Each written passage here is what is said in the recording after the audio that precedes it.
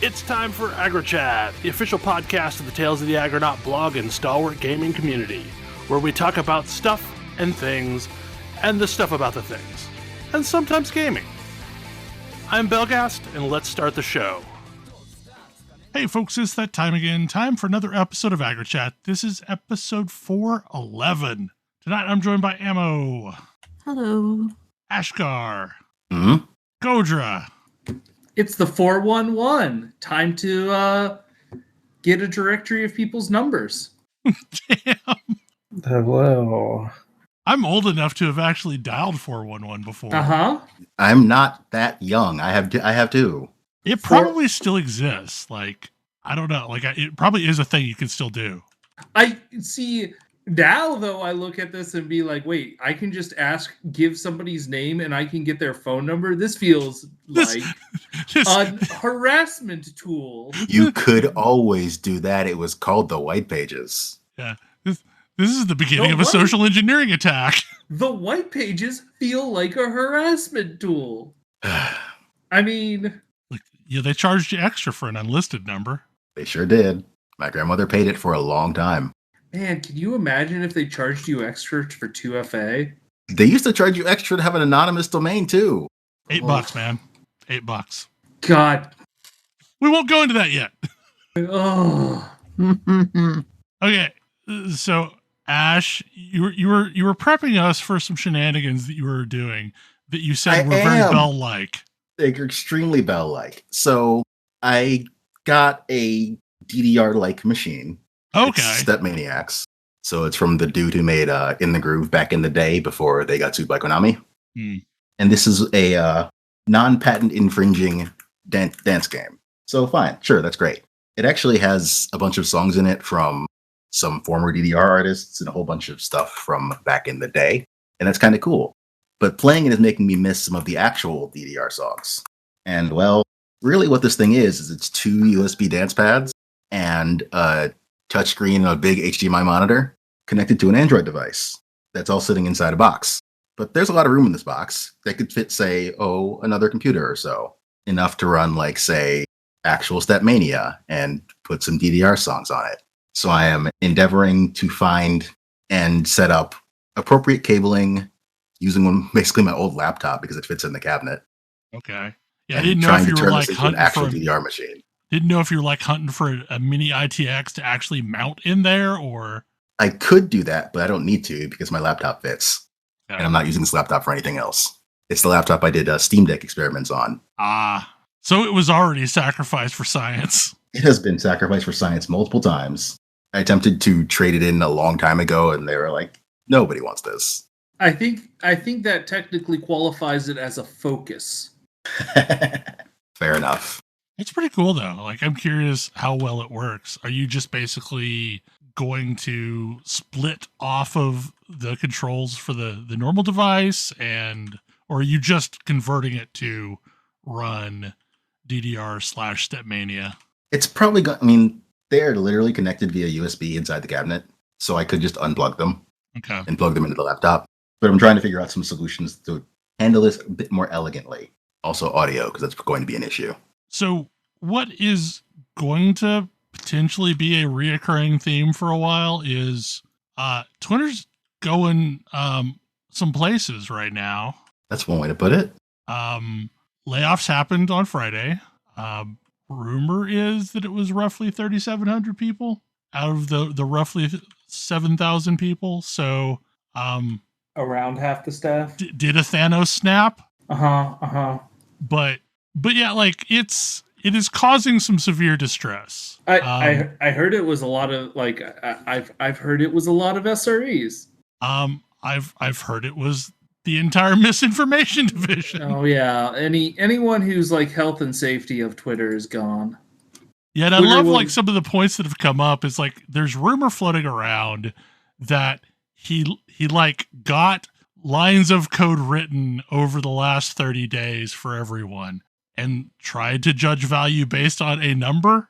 The rumor I saw was last year, but I definitely need a citation needed on that one. Yeah, I need a citation needed on that one, but I do really appreciate the corresponding link to a picture of the guy saying, I wish there was an easier way to do this with if number equals 1, return odd, if number equals 2, return even.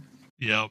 And then just like on and on for every single number. Yeah, and dear dev. That was a bit of a garbage fire in itself. But yeah, like it's causing a lot of stress amongst Twitter users right now. So a couple of things that are it's causing even more stress amongst Twitter advertisers right now. Yeah, I was about to say Twitter advertisers apparently like the reporting from like reporters who probably know Kara Swisher in this case is like advertisers were on a call with Elon who was supposed to be reassuring them, and they were like slashing their Twitter spend like as he was talking because they were getting even less good feelings about where things were going.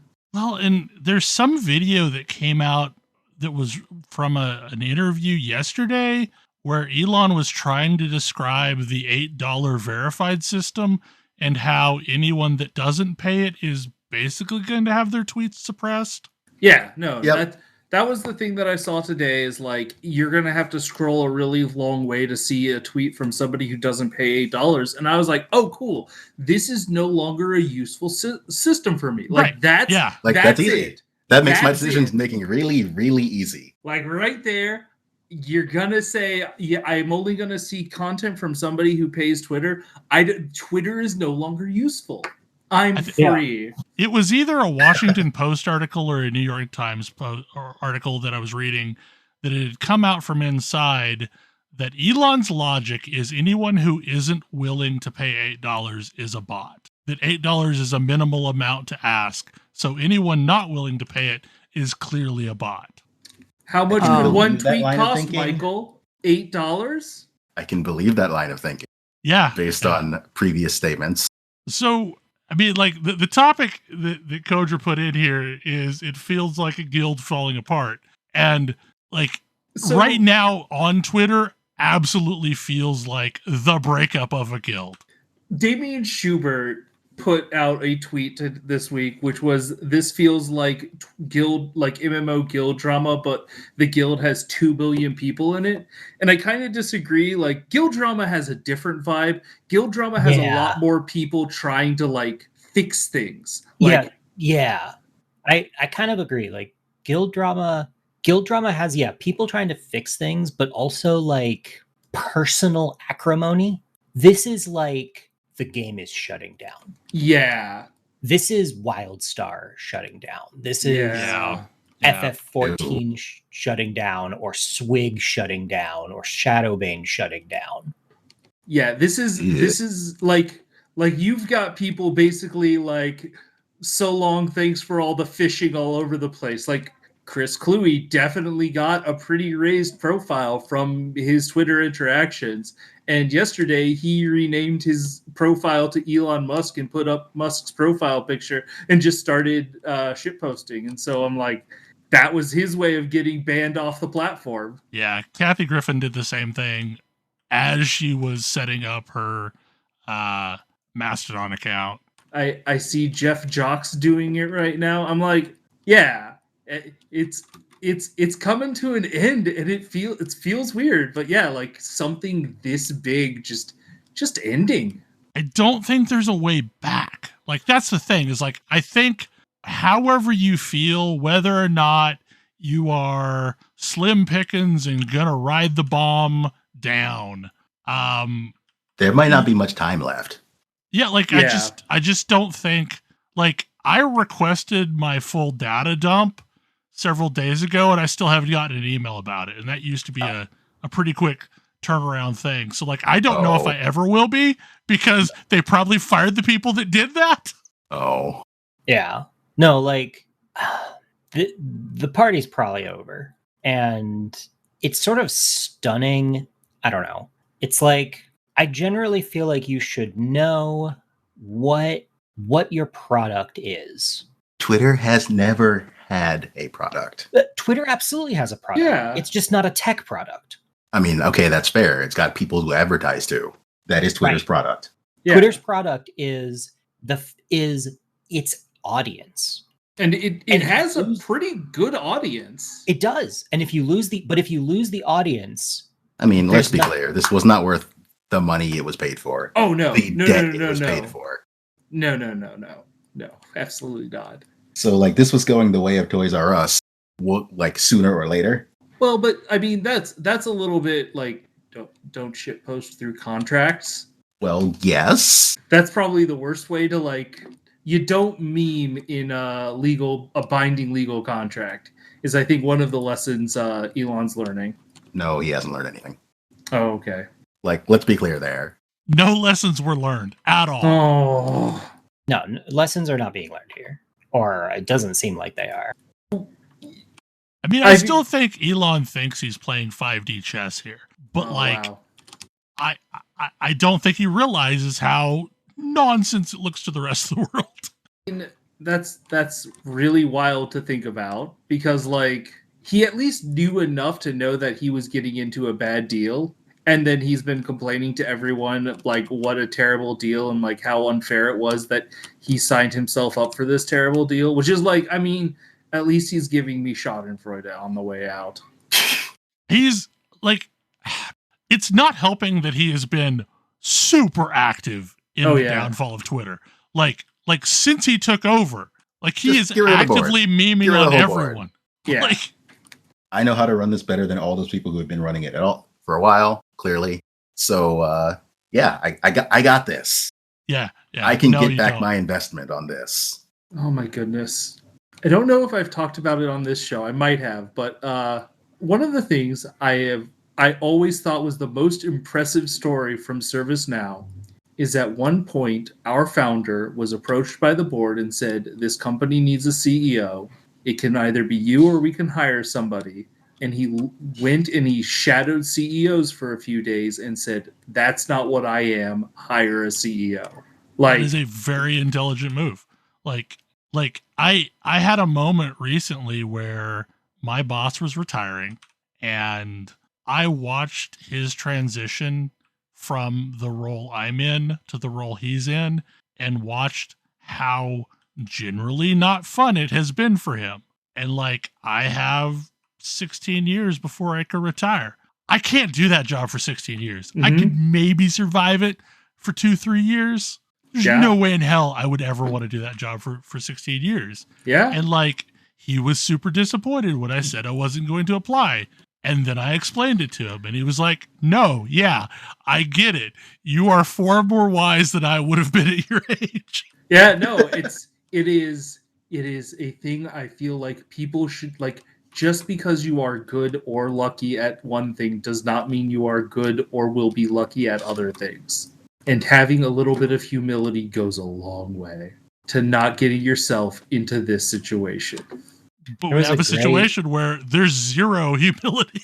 Yeah. Yeah. I mean, well, there was a great thread. I mean, and it's going to be said because one of the things that Twitter was good at that there just isn't a good, comparison for at the moment was the sort of out of nowhere, like, here's an interesting thread, but like there was an interesting thread on trust. Mm-hmm.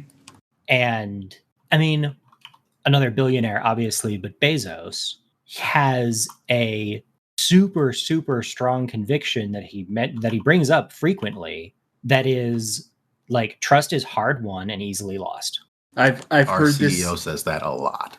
I've heard this as trust is earned in drops and lost in buckets. Yeah. Yep.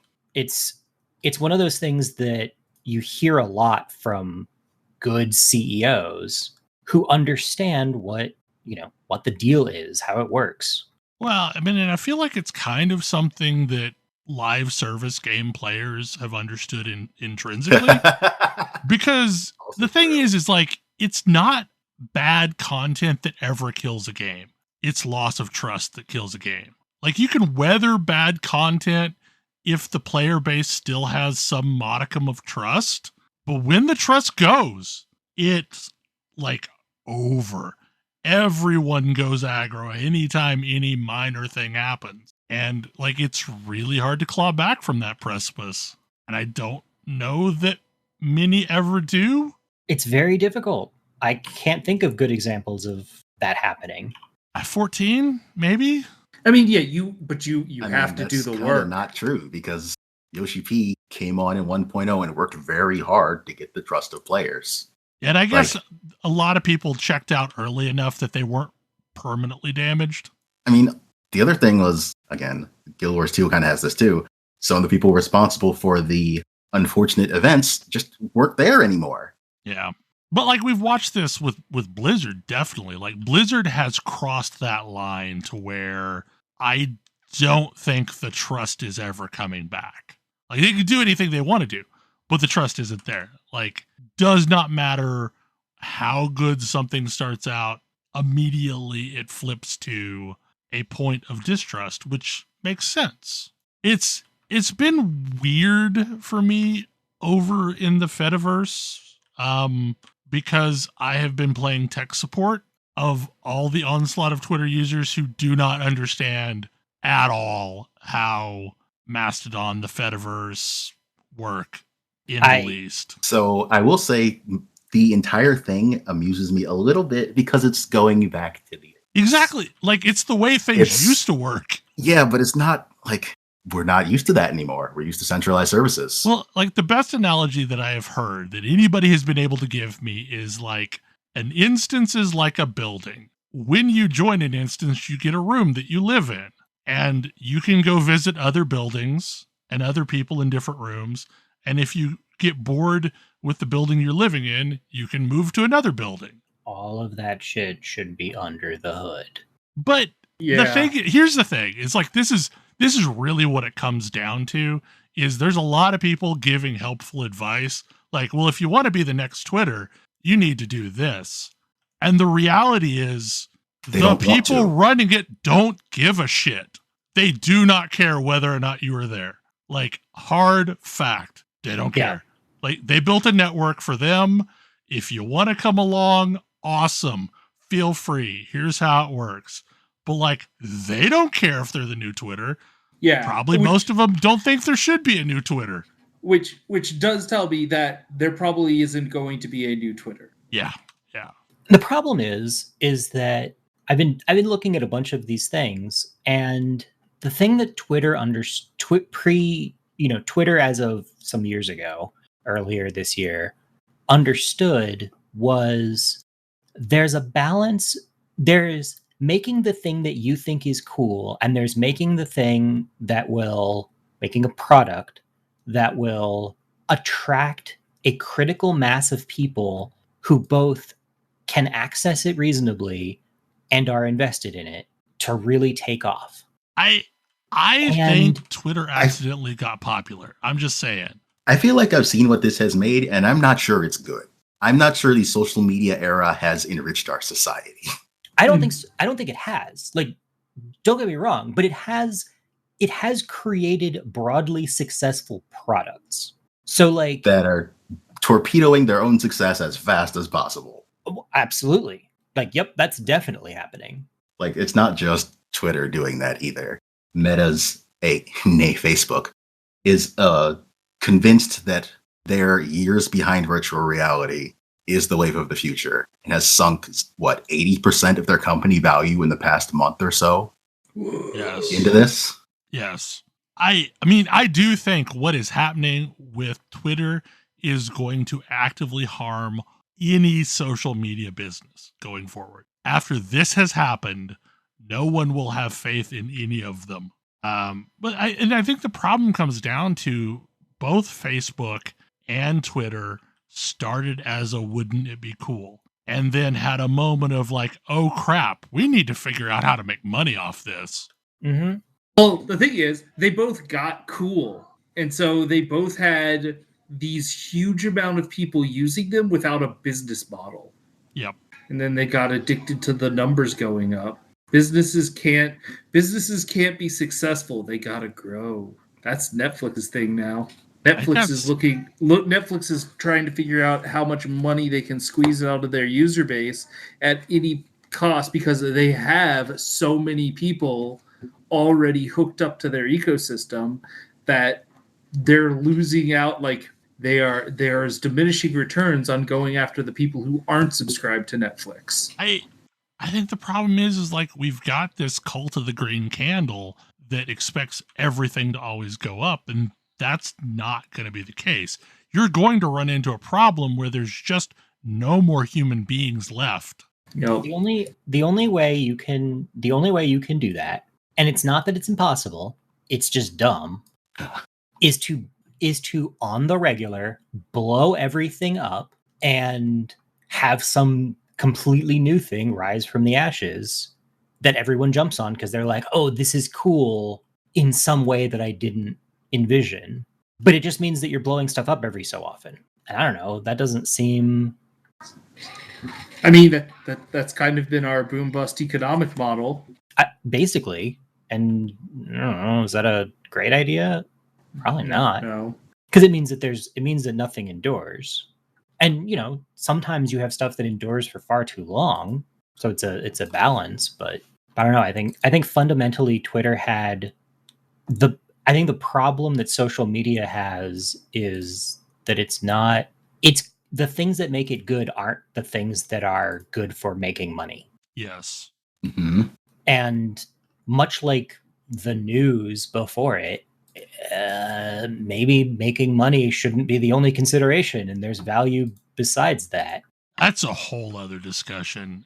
And I would agree. Like, that's to some extent what's made the last decade or two of the internet not amazing is no one does anything just because it's for the public good, or very few people do things for the public good.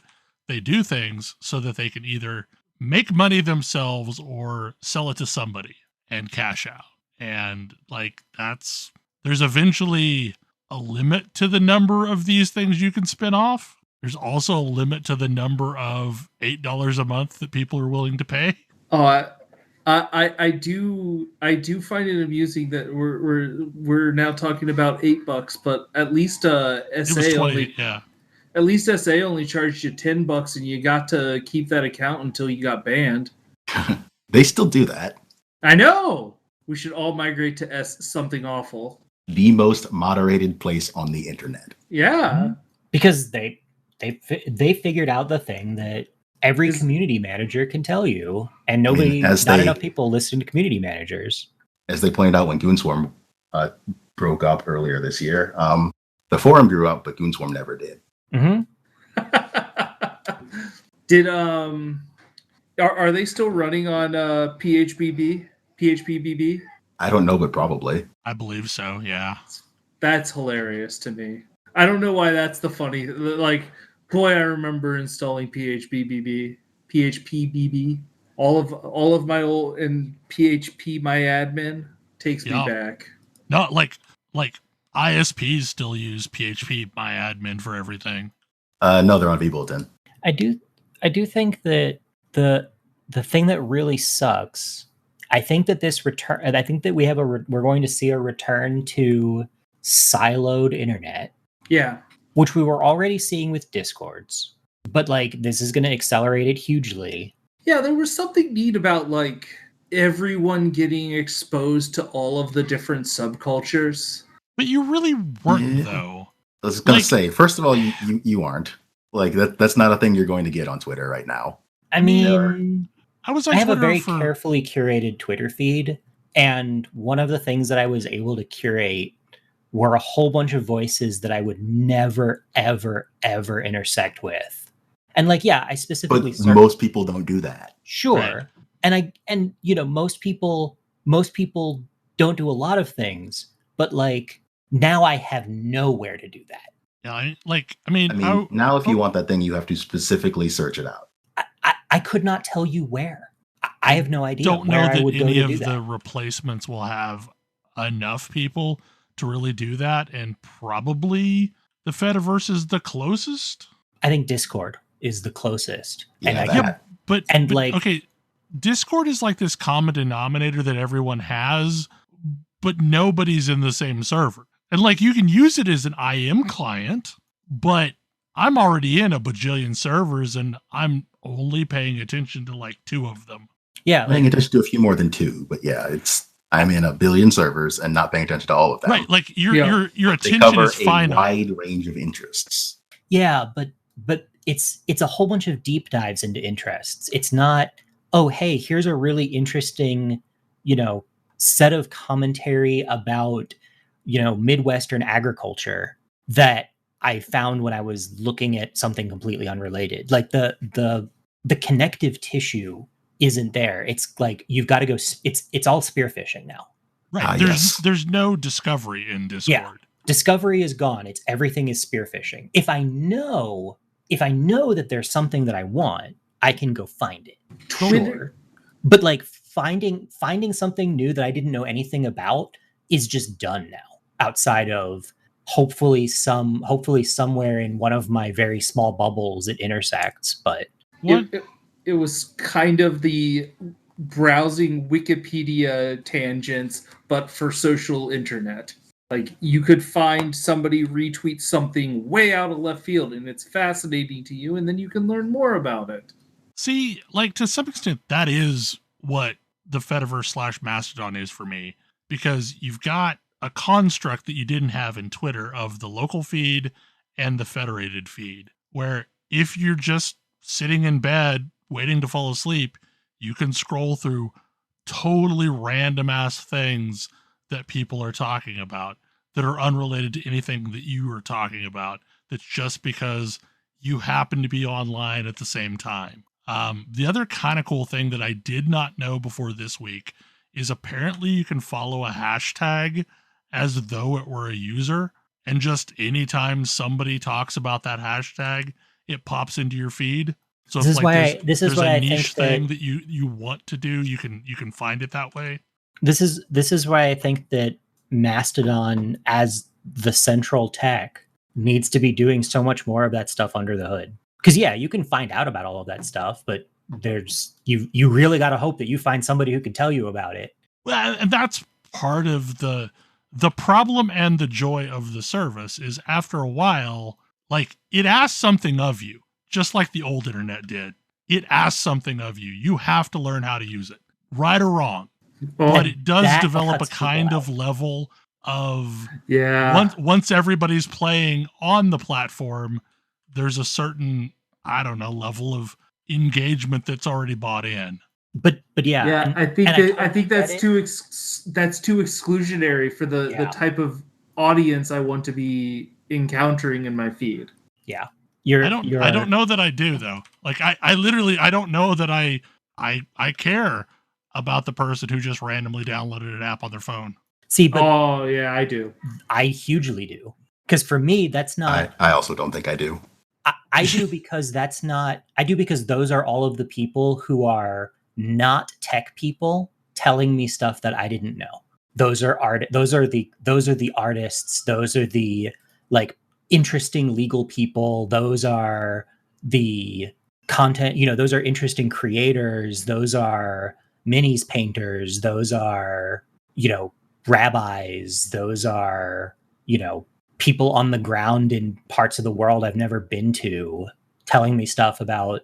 It's half of the news coming out of Ukraine is just people who put up who put up very simply a Twitter account and can talk about it. They don't have to know all of this tech because they just don't have the access to it. And that's where the value of Twitter is for me. Yeah. See, and I never consumed any of those directly. It was someone in my carefully curated cluster of people that was commenting about it. But the thing is they won't. I have home turned off on Twitter and have for a really long time because I'm sick and tired of seeing things that I didn't actually want to follow. I've never in the entire time I've used Twitter used any of the default apps. I've never seen a promoted tweet. I've never seen a timeline that was not chronological. Like, I've never had the experience that most people have had on Twitter. It was always just the people I was following in chronological order. Yeah, like, I had no engagement with the algorithm ever.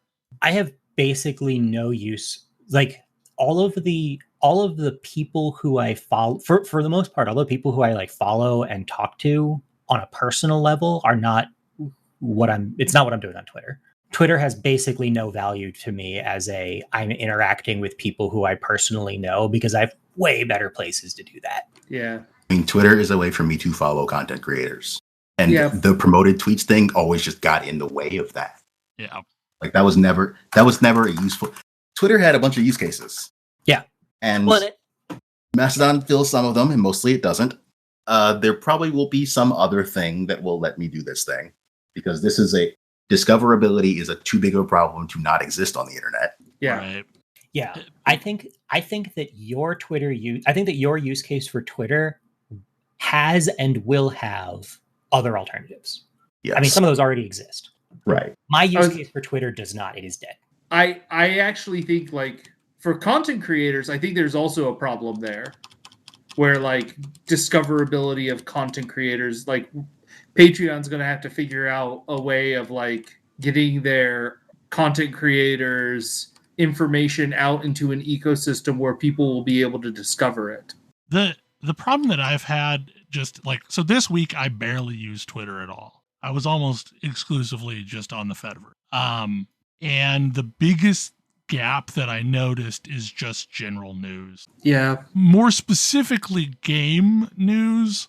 Because, like, a lot of what I had in my feed was gaming-related news. There's no Wario64, for example, for the Fediverse. There's no Nibelon or Nibelon or however you pronounce his name for the Fediverse. Like, there's no Nibelon for Twitter either. No, I know. Like that is just a voice that's gone. But, like, I've not found that, and the only thing I can think of is that I'm going to have to dive back into RSS via, like, Feedly to somehow consume the piece that I am missing now. Yeah, and I'm hooked pretty heavily into Feedly for news like that. What is Feedly? I'm not on this thing. It's just It's an RSS reader. Okay. Yeah, it's just it's the least worst thing when Google Reader went away. Right. Yeah. like it's not amazing, but it's fine. I don't know. I do think Twitch was a very good, like, single feed of the internet that allowed me to find a lot of content creators. Twitter, you mean? Twitter. You said Twitch. Oh, Yeah, did I? Twitter. Twitter, yeah. Twitter was really, really good for me to discover things that I didn't previously know about. Discover things that I didn't previously know about that I would never have thought to look for myself. I guess part of my thing there is that I follow a lot of furries, and that covers a huge chunk of general people, as it turns out.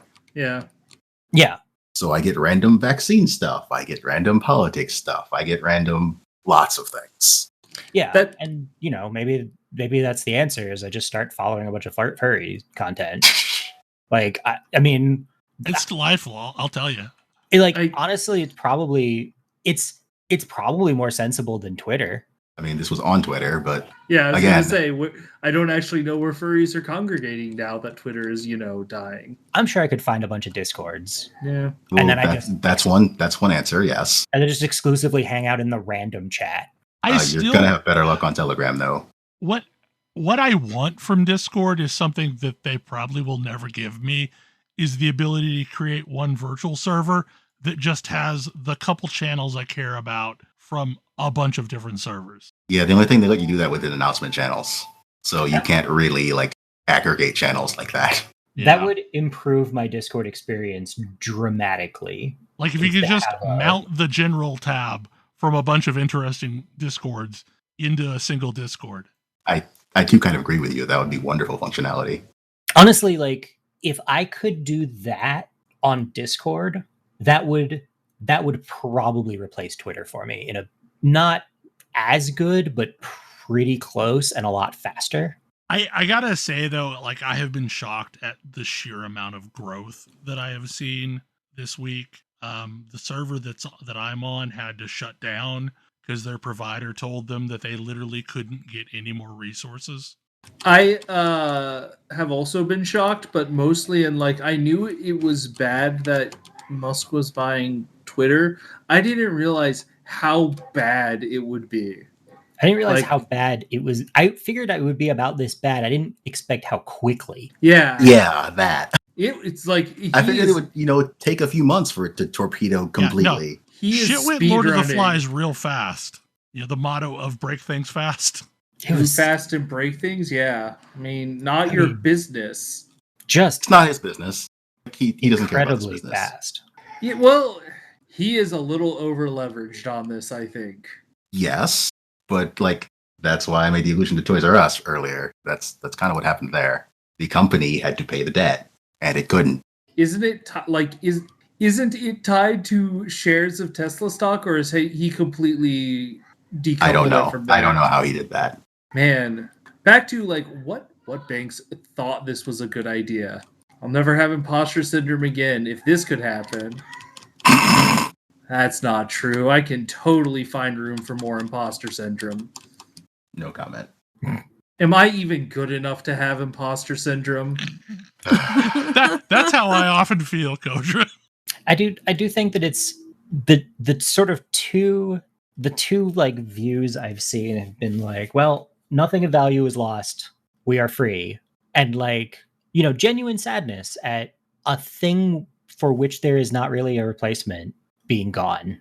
I mean, I'm legit sad on some level because like there's people that I talked to on a daily basis via Twitter that I will probably not have a similar convenient method of communicating with. Yep. Just full stop. Like I've got multiple, this is something that I said before is like, I learned this the hard way through guilds. Make sure you have multiple forms of contact with the people you care about. Mm-hmm. Because you will lose them, like straight up. It is so easy to lose somebody that you once played a game with. But so like I've got a lot of these people on Discord as well as, Twitter, but that's become the fallback that everybody's using. But it's not as convenient to have everyone in the same place. Because it's like a level of friction to start up a message prompt on Discord with an individual human being, as opposed to I'm going to spout off some shit. And if they want to comment, they can comment. So like, it's going to suck. Like full stop. It is going to suck. But I also don't know what can be done about it. Hey, Bell, I'm trying to follow you on Mastodon. What of the 3 bells there are you? At Belghast at mstdn.social. Now, Okay, if you had gone to any of them, you would have gotten a redirect to the correct place. So you're not Belghast, but deader inside? I don't know what that one is. Belghast at 90s.cafe? Yeah, that was the... That's going to be a redirect. That was the server that Lior ran that is now dead. Okay. It was one that I helped manage as well. Then there was mmorpg.social, which was really cool while that lasted. That's Belghast of Eternal Confusion. Yeah. And that one is also dead because it became too expensive. Like, that's the thing that's kept me from just rolling my own server, is they can get really costly. Data storage is a thing. And even the service that, like, is the easy way to get your own instance has stopped accepting new customers this week because there's too many people who have bought new instances. I mean, at one point, the one I was on was basically getting 1,200 to 1,500 new users every single hour. Just constant clip 24/7. So yeah, like it's gonna be a wild ride for a while, I think. I feel like there's some unexplored business models with this that might be interesting. Probably. Like, I feel like if I were at a news organization that was still in existence, I would probably be looking to stand up one of these servers and then allow access to like subscribers. Like if I was the New York Times, as a benefit They're for having subscription. a hard enough time getting people to pay them money. Well, yeah, but then you just add this as a new benefit to people who you're trying to get to pay you money, and then yeah, like the challenge with trying to businessify the Fediverse is the rules of play at the Fediverse is anyone can say, I'm not going to let you see my stuff anymore. I'm not going to share your stuff, which causes problems and causes basically the equivalent of a net split in IRC days. To where, like, there are absolutely, like, there's a whole right-wing Fediverse that I've never seen, but it exists out there. and it's basically isolated as its own little node in the world that only communicates with other like servers because everyone else has blacklisted them. So it's weird. So like if someone were to try and start selling access, I have a feeling before much long, they basically like there'd be a instance admin block note go out and everybody blocks them and they're no longer on the actual network. So I don't know, like there's a lot of challenges and it's the main reason why I don't think it will be the new Twitter. As much as I like it and as much as I've enjoyed screwing with it for the last 4 years, I don't think it's the new Twitter. What is Overhaul? Oh, well, it's a roguelike dungeon crawler that has you going into rooms and trying to survive the enemies while clearing the room. But you clear the room by solving a Sudoku. So there are like a 3x3 or 4x4 grid on the ground, and there are some clues already given. And then you have to go around and you have to drop seeds of a certain number into the empty spaces until you have one seed of each number in every row and column. Meanwhile, there are going to be bosses, or there are going to be enemies that are moving around the map trying to attack you. There might be a timer on how quickly you need to solve the puzzle. There might be like turrets that are shooting at you that you need to dodge. And at the end of each dodging turrets while solving a Sudoku. Yep. This sounds like a very specific niche. Yes, it's me. Hi. Exactly. Like I'm glad this game exists for you, Kodra. I am playing this game. Ash made me aware of this game because apparently Cracking the Cryptic were playing it on stream, and I was like, that's fun. I should check this out. And so I did. And yeah. I'd be a little surprised you didn't know about it already. I don't really watch their streams very often. That's fair. I watch a lot of their YouTube content. Mostly this was on YouTube. Yeah, mostly to open up and then get the link to whatever puzzle they're solving. I mean, you can also check how long the video is to get a feeling of how long this is going to take. Yeah. Doesn't mean I'm not going to try it. I did manage to solve a Fistamafel puzzle the other day without help, and I was super proud of that. I still have not done any of that. I haven't done a lot of their harder stuff. Every so often they'll post like a 20-minute video, and I'm like, okay, that looks like a puzzle I can try. So I will say that if you see Mark's videos that are labeled gas, yeah, I know what those are. Those are generally approachable Sudoku, which usually are supposed to be like solved in about 20 minutes. I mean, but like they solve like 5 of them in 30 minutes. Yeah, but I can people take longer than that. I was gonna say I can usually solve them in anywhere, depending on how familiar I am with the rules. I can solve them in like anywhere from 4 to 13 minutes. So I've gotten I've gotten quite a few double hats in my working my way through that exhaustive list. But yeah, Overhaul is and you're trying to go through a dungeon. You put another core in once you get to a certain like endpoint room. I haven't fought a boss, but I know they exist. I don't know what that's going to look like. Maybe it'll be a 5x5 Sudoku. That's probably important to mention. Yeah, I think the ones I've seen are they start you with 3x3s. They start you with 3x3s. So these are pretty simple Sudokus. They in fact only have like a few patterns they can possibly be for 3x3. You have to have one number on the diagonal and then 2 numbers sort of form like diamond shapes in the other cells. Yeah. 4x4s can have a little bit more variation, which I have encountered. Haven't encountered a 5x5 yet. But they also one of the challenges can be like, hey, you can't actually see the numbers unless you go and like touch this square on the ground, which is more of a problem until like I have definitely gotten to the point where it's like, oh, well, I can just see where the rest of this puzzle needs to be. I don't need to know the numbers anymore. But yes, as always, if you're interested in Sudoku and you're interested in like seeing what the world of Sudoku has beyond just putting the numbers in the grid, there is Cracking the Cryptic that solves a whole bunch of interesting Sudoku, and they're really fun, and I highly recommend it. And if you watch their videos, if you see one that looks interesting, on their YouTube channel, you can start solving it, and if you get stuck, you can watch their video and see how they solved it. And that's extremely helpful for like learning.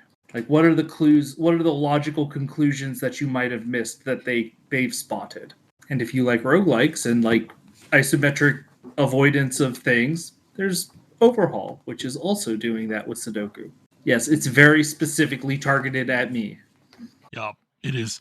It is designed just for you. It was funny. Like I was with you until you said Sudoku. Till I said Sudoku. I'm like, it's a roguelike? Okay. Yeah. I'm interested. Okay. It's super obviously inspired by like Hades.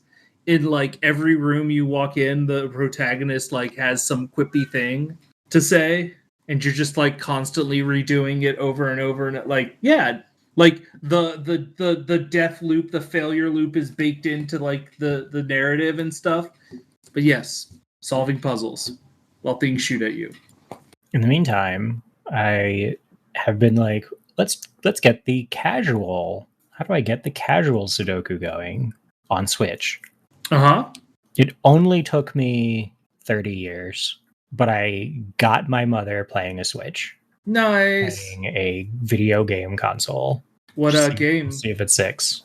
If it sticks. Just Sudoku Relax. Okay.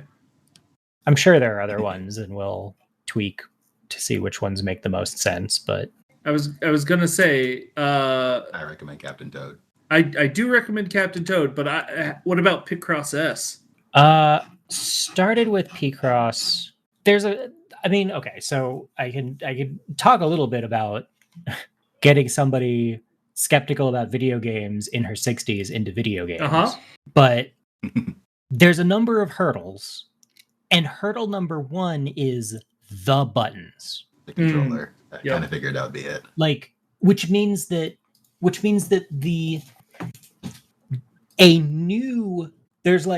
there's different levels of cognitive challenge, and one of them is like cognitive challenge of here's a new type of puzzle.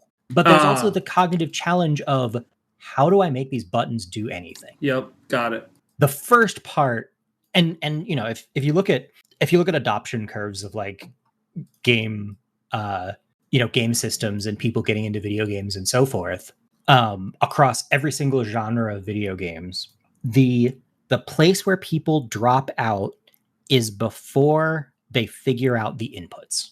It's why I'll never recommend an MMO for somebody's first game. Or anything, anything that requires a mouse and keyboard as input is the wrong choice for somebody to get into a video game. Yep. Even if the game is perfect for them. Does that even apply to things like, say, Civ, where you can just click everything? Yes. Honestly, yeah. Oh, all right. Because Civ has so much. I mean, Civ is an overwhelming game, so maybe that's a bad choice. Yeah, in theory, there exist games, and like, okay, if you've got somebody who's used to using a mouse, but most of the ways in which you use a mouse in a video game are not the ways that you use a mouse if you were a casual computer user. Yeah. This is true. But I guess my thought is, my intro here was a lot of games like Eagle Eye Adventures, which is basically a point-and-click adventure game. Yeah. Well, so here's the thing. Here's the thing that I find super interesting. Almost all of us got into games when we were kids, or at least, teenagers at probably the youngest. Fact check me, Bill. I was pretty young. Pong is the first video game I got into. Yeah. And that was when I was early grade school, maybe pre-grade school. I was going to say, I'm in the Math Blaster and Number Munchers generation, so very, very early. Yeah. I was playing Bouncing Babies on my dad's XT IBM clone when I was 3 years old. Yep. And you know what kids have a lot of? Patience. Free time and peer pressure. They don't have very much patience. It's not a patience thing. Kids are not. I was going to say lack of access to other options. Yes. Lack of access to other options was a huge thing. That was why I played a lot of the games I did for as long as I did, because I wasn't going to get another game for a really long time. Yep. And so you you didn't have a choice but to beat your head against it until you figure out the controls and what the game is asking you, and so on and so forth. But a grown adult who's never picked up a game console, they've got a million better things to do with their time than sit and feel dumb for 3 hours. Because that's about what it takes to really start to get a feel for the controls on a modern game controller. Right. That's a thing we've talked about in the past, is just the package of knowledge that someone who has grown up with games has that the person who's never touched a game is missing. Yeah. Like, there's just so many things that it would be almost hard to put into words. Mm-hmm. Like games go to the right to progress. Up and to the right. Yeah.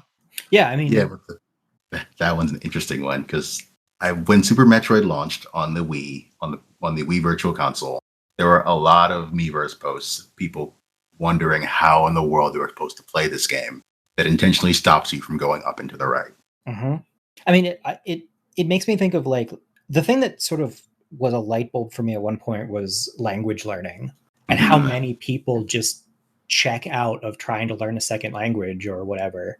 And so much of it is, when's the last time that you sat down and patiently decided to feel like an incompetent idiot for hours? Because that's what it feels like if you're trying to do inputs on a completely unfamiliar device.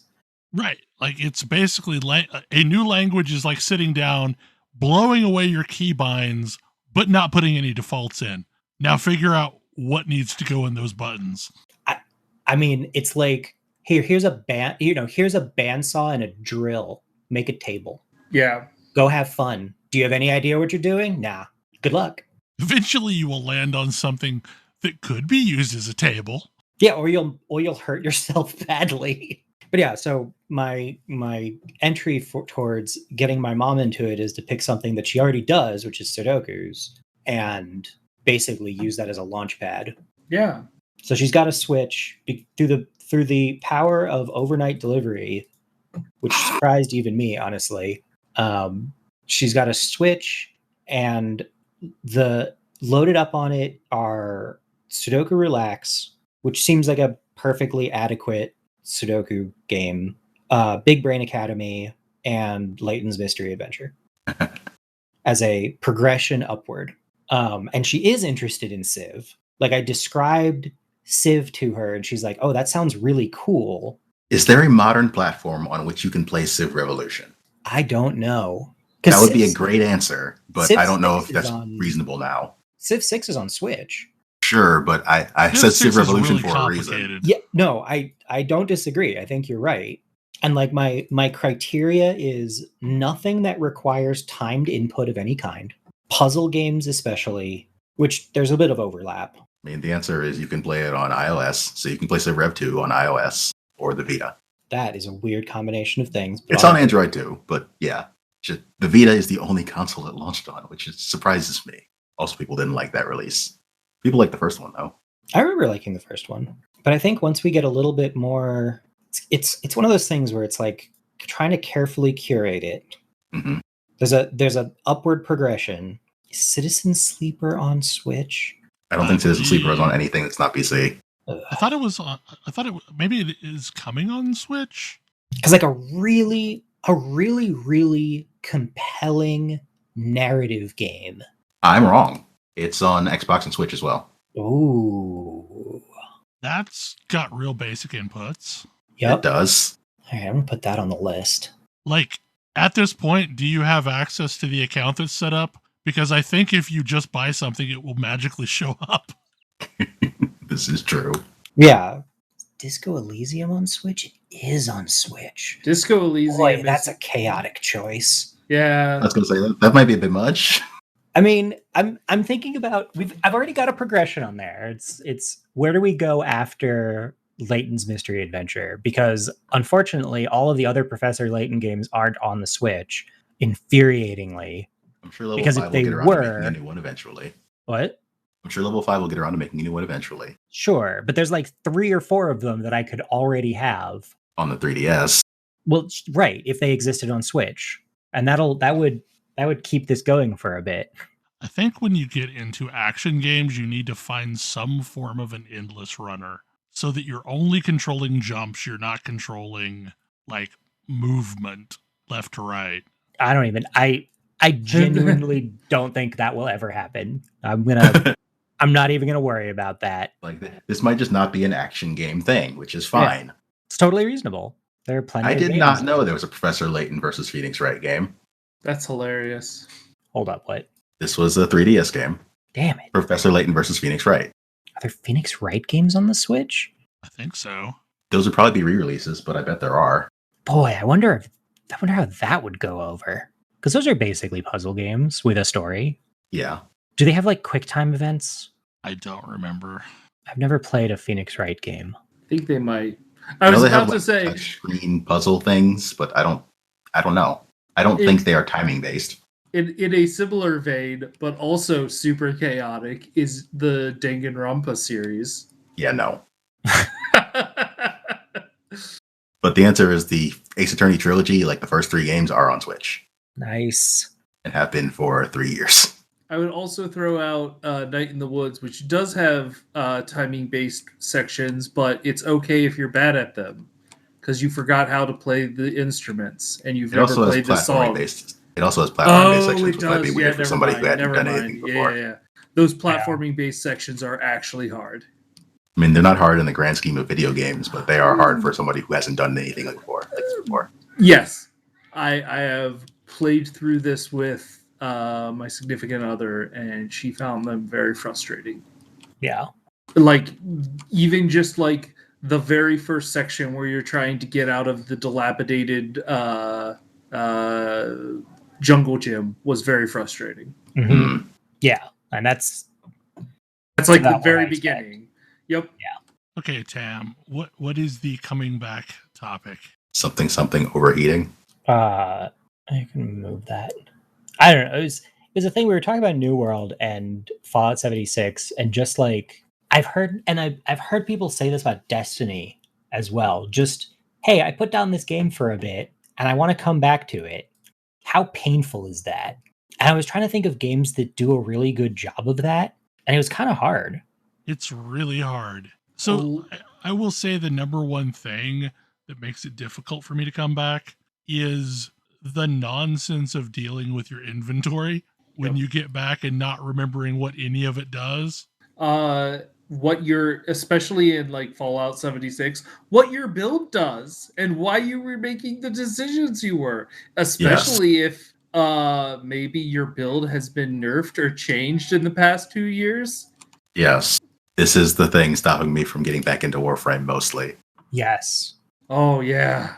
Well, and you know, back to the Destiny thing, like I've not played in a really long time, and a lot of the reason why I have it installed but just don't boot it up is I know as soon as I log in, it's going to force me into some mission for whatever content patch is going on. I don't know why it does that shit, where it doesn't give you like you choose a character and you immediately load into whatever the new hotness is, and you're in a story mission with shit gear that you don't remember what any of it does, and just the whole disconnect of having to deal with that has been enough to keep me from ever logging back in. And the thing is like you are forced into this mission to start, and you are not. What I remember is I got forced into a mission that my gear was not good enough for, and so I was like, "Oh, I'm done here." Like, do I have to just go grind random places or beg for like gear That's from the most somebody? Miserable. That was like I had that same thing, and I was like, "Wow, I'm just getting completely elbow smashed." Oh, what I need to do is grind. I'm out. I'm done. Like, I logged out and never logged back in. You're punishing me for not playing every day. Yeah. Like, it's bad enough that you have so many FOMO systems in the game, but now that you're actively punishing me for not playing for 6 months, no, it's just, no, can't do it. And, like, on top of all of this, games are really bad at drawing your attention to whatever the thing that you should be paying attention for your level was. Or or what you should be paying attention to at the Okay. place that you're sitting in the game when you left. Here's Yeah. the next thing you should do. Look, and I have to give credit to Guild Wars 2. It's better than average at this. Like the quest journal thing is a pretty good starting place with like showing you what quest you were last doing. But, Also, the fact that your gear never goes out of date really, Right. really, really helps. right. But like 14 is not amazing at that if you don't go read the patch notes and know what town you're supposed to go to. Oh yeah. No, I mean, FF14 has a literal UI element to tell you where you're supposed to go. Yeah, but they've a lot got of people turn it off. Yeah. And I mean that even shows up for your job too if you have it turned on. I must have turned this off a long time ago. It doesn't do anything if you're caught up on a patch, at which point it's a kind of useless UI element, and it's like, why wouldn't I just remove this? But it's literally there for that purpose. It usually tells you a bunch of stuff that you could do that you don't really want to do. This is Not a that different UI thing. element. Yeah. Oh, I do have that one turned off. But there's a big giant UI element on your screen, unless you turn it off, directing you to the next story quest. I think the game that was the worst at this was Secret World. Because since everything was repeatable, quests never went away, so you couldn't even just look at zones and look for new quests. You had to literally know where you were supposed to go to find something new. Secret World is bad at telling you what to do when you were when you were caught up. current. yeah. So I got into a conversation about Secret World. I think that game was a little bit ahead of its time. Had it come out in a post-Destiny world, I think it would have been a bit more action-oriented, and it would have been a better game as a result. Yes. It did. Probably true. It did re-release as a more action-oriented game, No, but it didn't. Yeah, Oh, no, but it was it wasn't much more action-oriented. It was Okay. just like They that was tried to window do It was dressing. structured differently, but it really wasn't. It was the same sort of systems. Can you imagine the Secret World, but like in Fallout 76's engine? Functional. Or just like, Secret World in a world like New World. Yeah. yeah. With Secret World, but with New World's combat and like Yeah, it would have been amazing. yeah. Oh my god, I would still be playing it. Yeah, I would like never like stop. that would be so good. I don't know if that would have prevented my rage quit, but Yeah, I was Nah. gonna say. Well, that- okay, but they we still all- have to balance shit. Yeah, Yeah, like yes, there's You- that too. you have to let everyone play your end game content, not just the people who picked the right build. Yeah, like I was thinking about that, like, and it would have been so great had the game released today and was more Man, action oriented. What a fun game that was. What there was like a lot to like about that game. Yeah. I just remember us working through those puzzles as a group and loving that. My memories of the game are better than the game feels currently. Yes. Very much so. The cool thing about Fallout 76 is I have evidence of how cool my memories were. Like that's a thing that I did not really appreciate. Like I guess I did appreciate it in the moment because I don't usually mess around with like photography mode, but having Yeah, photo mode in games is especially collaborative games. oh We- man. What Weirdly, I never use photo mode because I always have a screenshot tool and I just take a screenshot. but my- photo mode is so much better than a Oh, screenshot. it's so much better than a I screenshot. mean, there are a lot of games that have a photo mode that does a lot of things above what a screenshot of normal gameplay would do. Yeah. And Fallout 76 had a really quick take a photo. And making those pictures your load screens, Oh my goodness. so good. Like, the more I play that game, the more I want to play that game because I'm like, oh yeah, we had a great time in whatever place. It's just us standing, or I'll see a picture come up and be like, what the hell was that? What were we doing there? There are a bunch of great photos where it's like, oh right, this is the time we saw something really tall and we're like, I bet we can climb that, and then did, and there was nothing up there, and it's like, why did we do this? Because it was there. We took a picture up here. We took a picture up here. We're all on this like narrow beam overhanging this giant chasm. It's like, what are we doing? I don't know. We're here. Take a picture.